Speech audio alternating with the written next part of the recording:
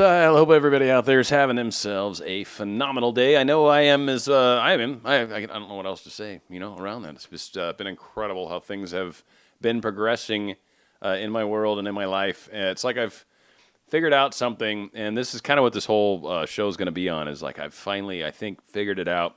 So we're calling this Manifestation 201 or Manifestation Meditation 201, kind of the next step. Like I said, this has been extremely profound and very powerful. So again, Dan Radio Styles, the channel. Thank you for joining me. If you'd like to contact me, feel free to do so at spiritradiodanstyle@gmail.com.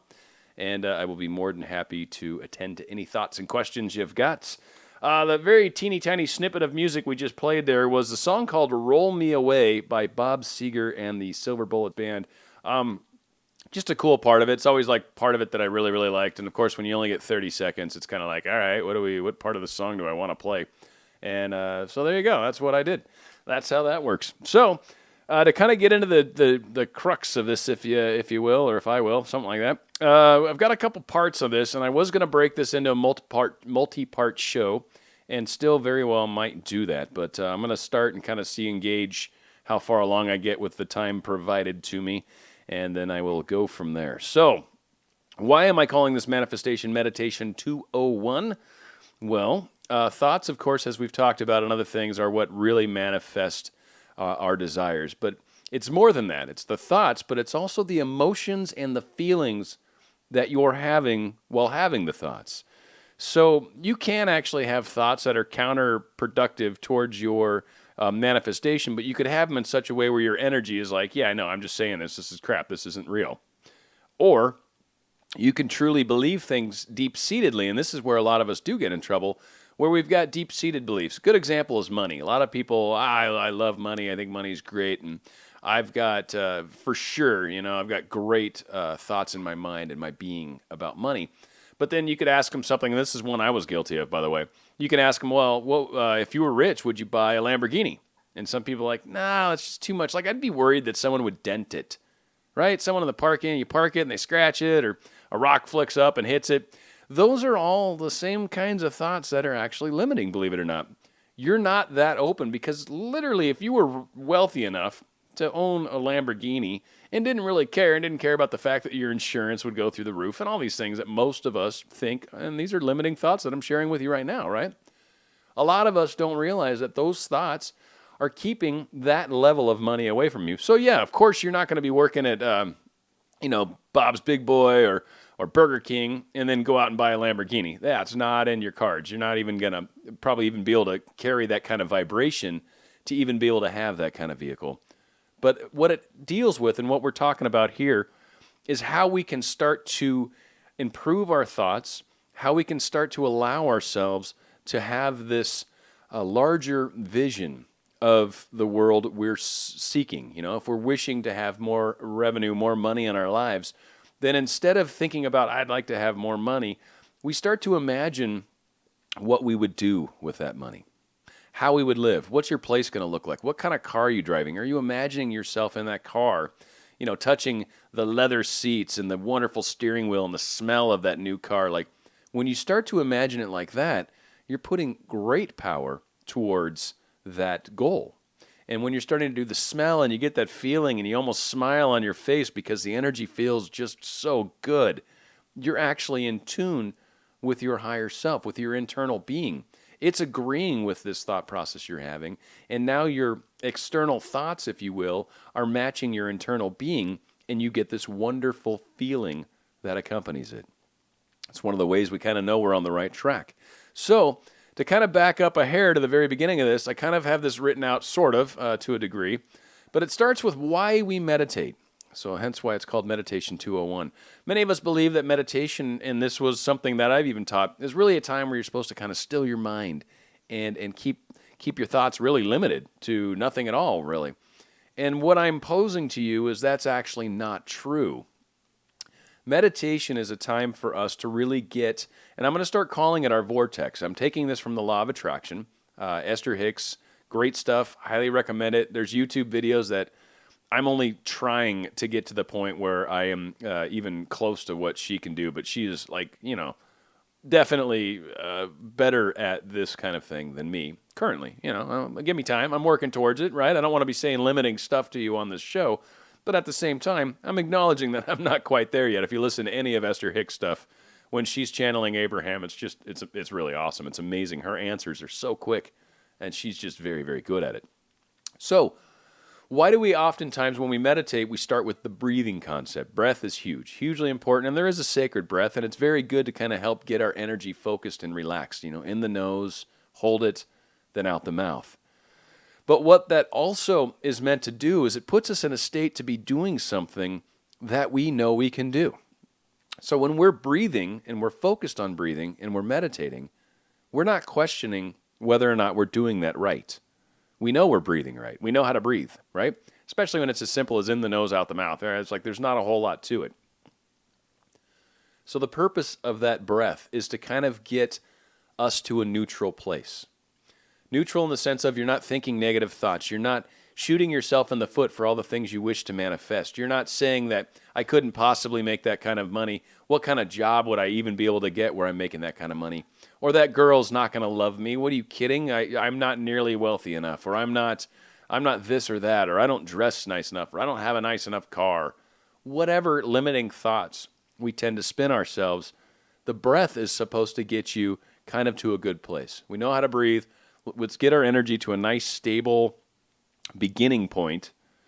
And then from there, you kind of allow yourself to think. So if you've got something that you're working on manifesting, something that you're focusing on having, right? Like you're imagining yourself in that car, you're imagining yourself dating that certain somebody that you're looking forward to being with, or whatever it is, new job, which could also be a part of money and all these things. So again, sometimes just having that, I want more money or I want a better relationship, oftentimes those things can help create preconditioned things you need, if you will, or prerequisites. So maybe the idea of making more money, well, that could very well involve you getting a different job, right? So that could very well be part of that outward manifestation. So you're seeing yourself in this awesome new car, this super duper nice Mercedes or whatever it is that floats your boat. Well, in the process of manifesting that, you are probably going to end up with a new job if you're at a place right now where you're driving like a Toyota Corolla, right? And that Mercedes is quite a few steps away. Then there are some things that need to be manifested in order for you to reach the car that you're shooting for or that level of money that you're shooting for. So we've got to be patient. First off, that's very important. So the breath is meant to calm us. And then what you do is you allow yourself to start drifting into the things that you're hoping to manifest. And oftentimes what you'll find is they'll lead you down this path. And again, this is where we've got to be very careful what we're paying attention to when we're doing this meditation. Okay, so I'm going to keep it on the money and the just concept, just because it's something I think a lot of us out there certainly would love a little more money in our lives, right? So what we're doing is we're thinking, okay, I'm thinking more money. I'm going to imagine myself in this Mercedes. That's exactly what I do. And I've seen this picture. So now I'm meditating. I start with my breath, in the nose, out the mouth, do that a few times. I'm very calm and collect. And then I start to allow myself to kind of expand into thoughts. So at first, your thoughts, especially early on, your thoughts might start to spin down the path of, oh, okay, a Mercedes, love the Mercedes, it's going to be awesome.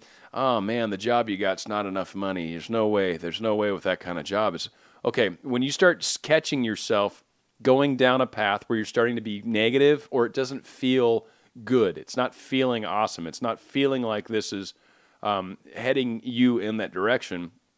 Catch yourself. Go back to your breath. In the nose, out the mouth. In the nose, out the mouth. Then let it happen again. Okay, so every time you start to catch yourself spinning into a direction that you're not wishing to go or not wanting to go, it doesn't really matter, then catch yourself, start over, use the breath because you know how to breathe. You're going to get yourself back to neutral, and then try it again. Now, you know you're doing it right is when you've done the same thing, and we're going to focus on the car. It's that Mercedes, right? And so, in this case, you actually start to see yourself interviewing now, right? You're like, I'm like interviewing with someone, and you kind of let the thoughts go, and then all of a sudden you see yourself at a different desk, and you're like working at this different computer, and you're doing this different kind of work. And then you see yourself like walking into a Mercedes dealership and talking to the salesperson. You start seeing the things that are going to happen to get you to the thing you're trying to manifest. That's where it becomes meditation 201. You're allowing yourself the thoughts. Thoughts are good. So you get your energy stable, you get your vortex stable, and then you let universe, higher self, whatever, start to show you the things that are happening and are going to happen on this process of manifestation. And you allow it to show you that. And that's where you start to get that almost precognizance, right? That almost you see it before it happens. That's kind of where some of that stuff starts to happen as well. So you let it go. You let it happen. You let it come. And you enjoy the process. And you can do this every day. You can do it whatever, as often as you want. But you're ultimately trying to hold that vision. And you're trying to make sure you keep yourself heading in that direction. And a way to look at it is essentially you're trying to start the day with a wobble-free vortex. So you're trying to, and the way I like to think of the vortex, and I am realizing right now that, by the way, this part one, I'm probably going to break this into 4 parts because part one's taking way, way, way longer than initially I thought it might. So, which is good, because I think the time spent on it's worth it. We're trying to start our day with a wobble-free kind of vortex. And the way I imagine the vortex is very similar to like a tornado. Most of us can envision a tornado. And if you imagine a very, very good one that almost looks like a funnel, like it's spinning, but the funnel itself is perfect, right? It's not wobbling. It's not like someone put a top down and it starts to wobble towards the end when it's losing its momentum, right? It's good. It's straight. It's smooth. It's strong. It's very, very solid vortex. The wobbles are what we inject when we start to question these things, when we start to have second guesses. When we start to say, this isn't true, or I don't know, there's no way I'm going to get that job. I don't know enough other stuff, or what marketable skills do I have that I could try to find? These are the negative thoughts that start to pull us away from what we're trying to manifest. Let universe bring it to you. Don't define it for universe. You put it out there. I wish to get the car. I wish this Mercedes, whatever, SL5 something or other, whatever the freak a really nice one is. Not really big on a Mercedes. Don't really care about them much. But, for those of you out there, just, a really nice Mercedes, right? Start to imagine yourself in it and driving it and go back to that happy thought and let the universe figure out how it's going to put you inside that car, how it's going to let you drive that car. Now, there's kind of the joke about it could be, right, that you end up having a friend that has one that lets you drive it. Now, that's kind of funny, right? And that's kind of where you're manifesting it, but you're not focused enough on the pieces that are going to get you to buying your own version of it. You're more just maybe focused on driving it.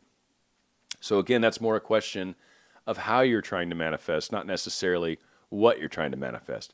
You got to be kind of specific, and you should kind of expand it into other avenues. To use the same example again, yes, you can afford that beautiful Mercedes, but now imagine yourself pulling it into a beautiful garage, a 3-car garage.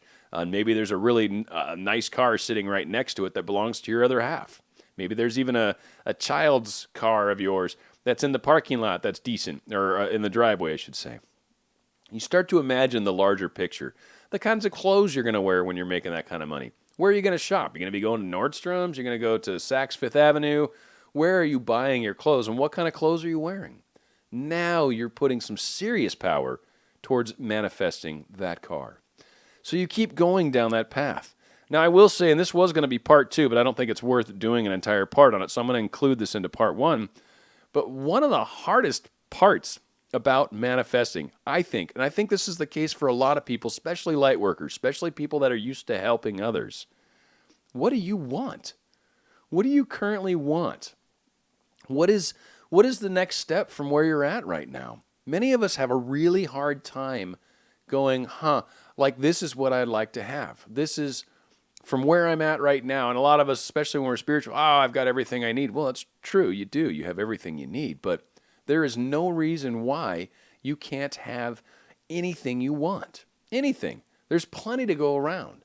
I mean, you shoot for being a billionaire. It might take you a long time to get there, but you can. Or try to keep it real. Try to keep the steps in progressions that you can wrap your head around, that you can understand. A great concept that's in this too is, like, for example, say I want to be a millionaire, right? I make nowhere near $1 million. I make decent money, but I make nowhere near $1 million a year right now. So for me to assume that that's what I'm going to try to manifest, I'm going to try to manifest $1 million salary. Well, that's a little tricky because I need to expand my level of thinking to include what kind of lifestyle would I be living. It's not just like I'm going to drive a Mercedes or a Lamborghini or a Ferrari and I'm going to live in a 4,000 square foot home in Newport Beach.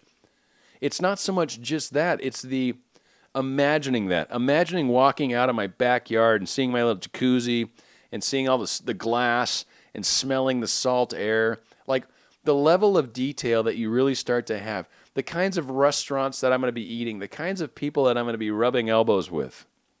The kinds of places I'm going to be going. I'm going to be going to galas and stuff like that, right? I'll be going into art shops and actually buying art. I'll be looking at my walls going, that'd be a good place for that Picasso print I've got, right? Like those are the kinds of thoughts that you need to start to entertain if you're going to make $1 million a year. Because you're not going to make $1 million a year and still be eating dinner at Taco Bell. You're not going to be. Trust me. You're not making $1 million a year and still eating dinner at Taco Bell or McDonald's or Denny's or whatever. That's not where you're going to shop. You're not going to go and buy your clothes at Penny's or Kmart or Walmart or Target. You're going to be buying your clothes at Saks Fifth Avenue. You're going to be trying on suits that are $3,000 and $4,000 and $5,000, probably more than that, right? $12,000 suit. You wouldn't care. You're making $1 million a year. Why would you question buying a $12,000 suit? You make that in probably a couple days. I have to do the math, but you probably make that a day. Like I don't even know. It's a ridiculous amount of money, right? These are kind of what we need to work ourselves towards. And again, the hard part oftentimes is, what do I want? What do I want that I don't currently have? So kind of think about those things. Is it more money? Then start to imagine yourself with more money and what you would do with it. If it's a particular somebody that you wish to have in your life, start to imagine being with that somebody. Start to imagine the dates you're going to go on when you guys are finally together. Start imagining potentially the child you guys might have together or raising that child together. Or start imagining going to church together as a family or whatever it is that you envision. Date night where you're out at the movies with this person. Start to imagine these sorts of things and you're actually making that possible. And then again, when you're in the morning and you have your little 5-minute meditation or 10-minute meditation, I recommend the shower, by the way. It's one of the best places to do it. A lot of it, too, is because the water, the baptism effect, if you will, with the water, and it really does help cleanse our aura. So it's a very, very good place to kind of just have a moment to yourself because generally most of us shower alone. And if you're not, good on you because it's so much fun to shower with others. Just saying. But still, keep working on these things. Spend the 5-10 minutes. Just have that quiet time and really get your vortex spinning properly. And then go and conquer your day just like you would any other day. But every time you have those thoughts that are towards your manifestation, you want to try to keep them in that positive frame towards that. Still be reinforcing that belief. When it pops up, if you catch yourself being negative, you just got to practice and replace it with a positive. Be like, no, everything's working perfectly. I'm heading down that path. The universe is bringing these things to me. Be patient. That is the part that will take a longer time. So we're going to be closing out part 1 here. I've got a couple other parts that I want to get into. The titles is one is going to be basically the intro or enter wobble. How we can identify when the wobble begins to happen, how we can see it early on, and the feelings that accompany the wobble. It doesn't feel like you're in sync with your higher self, with your inner being. It feels a little weird. It feels a little off. It feels like it's going to bum you out a little. You're going to feel a little angry. Those kinds of feelings are how you know you need to go back to your breathing. Okay? And the second is staying in the vortex.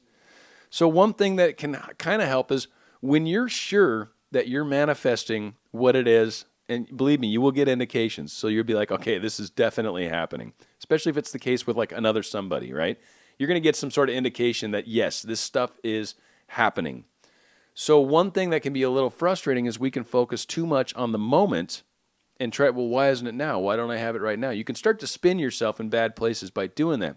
But when you're 100% sure it's happening, then it's more an issue of, okay, now that I know that I'm going to have this any day now, what am I going to do with it? That's where you start to focus a little further out down the road on what's going to be happening once you've got this in your life, because it's already coming.